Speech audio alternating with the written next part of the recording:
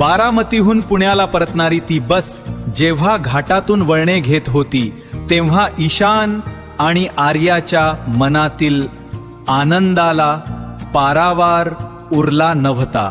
त्यांना वाटले होते की त्यांनी आयुष्यातील सर्वात मोठी लढाई जिंकली आहे.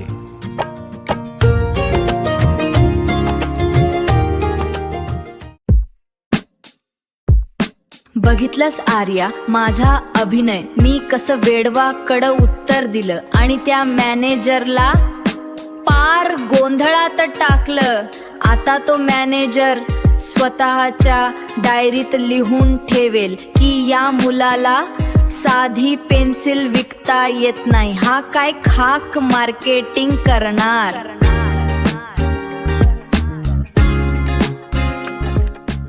ही ही बघितलंस माझा रडण्याचा प्लॅन.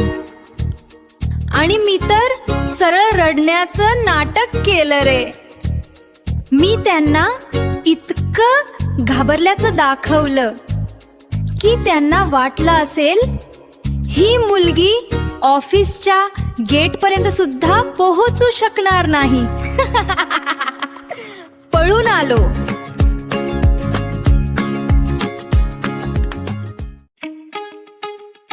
आता बघच तू, उद्या सकाळी आपल्याला रिजेक्शनचा ईमेल येईल. संकटातून मुक्त आता आनंदाचे दिवस येतील.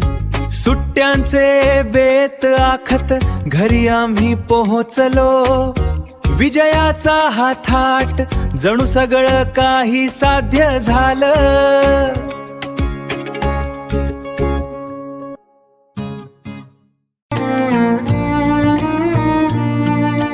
त्यांच्या चेहऱ्यावर एक वेगळंच विजयी हास होत. पण या बिचाऱ्या मुलांना कल्पनाही नव्हती की स्वरा आणि आदित्यने आधीजरशी संधान बांधलं होतं. अर्जावर फॉर्म मुलांचे नंबर न देता पालकांनी स्वतःचेच नंबर दिले होते, जेणे कंपनीचा प्रत्येक निरोप आधी त्यांच्यापर्यंत पोहोचावा. घरी पाऊल ठेवताच स्वराने उत्साहाने विचारलं, काय झालं मुलांनो, कसा झाला तुमचा इंटरव्ह्यू. काही कठीण प्रश्न विचारले का त्यांनी.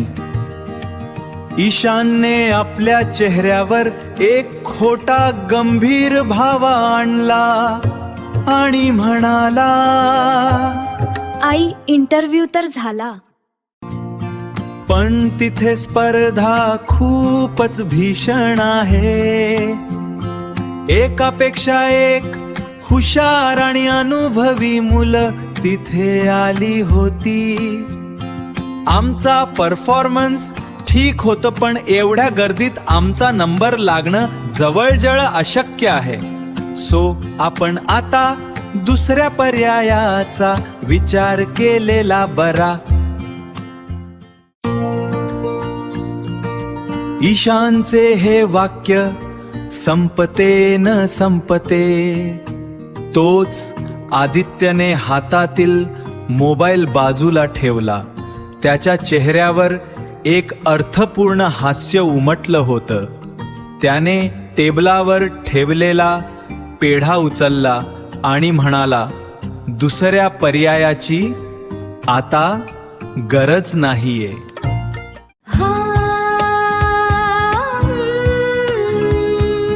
आधी तुमचं तोंड गोड करा, कारण मला आत्ताच मॅनेजरचा फोन आला होता. तुम्ही दोघंही सिलेक्ट झाला आहात. हे ऐकताच जणू ईशान आणि आर्याच्या पायाखालची जमीनच सरकली. काय, आम्ही सिलेक्ट झालो.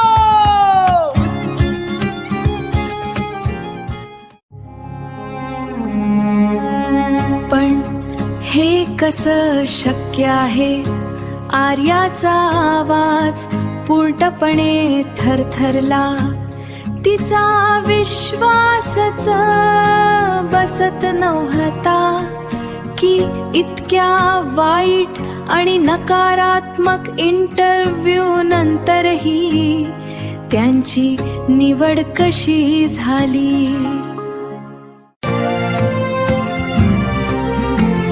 डोळे मिटून जे स्वप्न पाहिलं तेच स्वप्न आता सत्यात उतरलं. अरे विचार काय करताय, हा तर मोठा विजय आहे.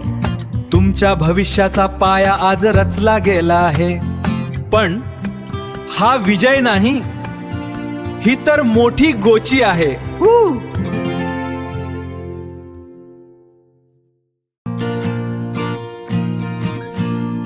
चला आज तुमची जंगी पार्टी.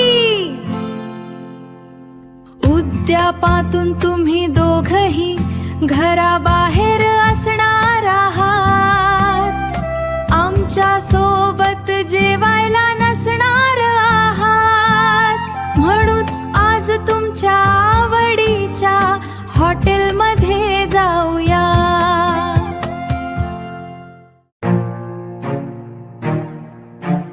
रात्री पुण्यातील एका आलिशान हॉटेलमध्ये सर्वजण गेले.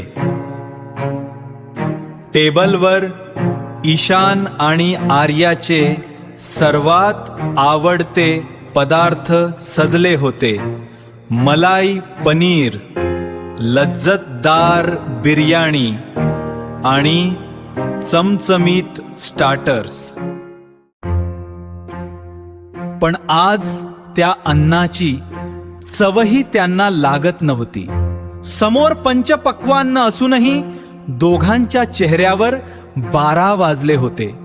प्रत्येक घास त्यांच्या घशाखाली जड जात होता. त्यांना आता उमजलं होतं की आईबाबांनी रचलेल्या या चक्रव्यूहातून आता दुसरा कोणताही मार्ग उरलेला नाही. ज्या होकाराला ते घाबरत होते तोच नियतीने त्यांच्या समोर आणून ठेवला होता. त्यांनी निमूटपणे आणि उदास मनाने ते जेवण पूर्ण केलं. दुसऱ्या दिवशी सकाळी घरात एखाद्या युद्धापूर्वीची तयारी सुरू असल्यासारखी परिस्थिती होती.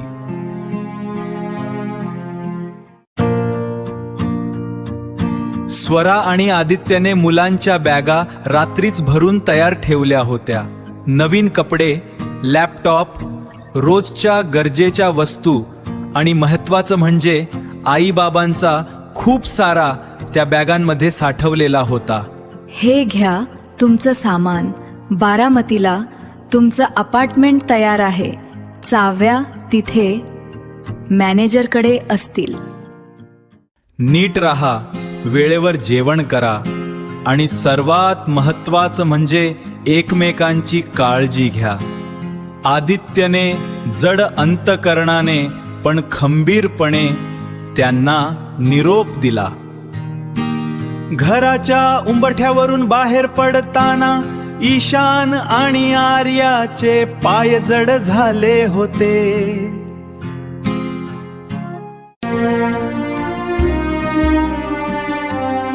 पुण्यातील सुखवस्तू आणि आरामदायी आयुष्य मागे सोडून ते आता स्मार्ट मार्केटिंग एजन्सीच्या त्या अज्ञात आव्हानात्मक जगात पाऊल टाकत होते. एका नव्या शहराची, नव्या कामाची आणि खऱ्या आयुष्यातील संघर्षाची ही सुरुवात होती.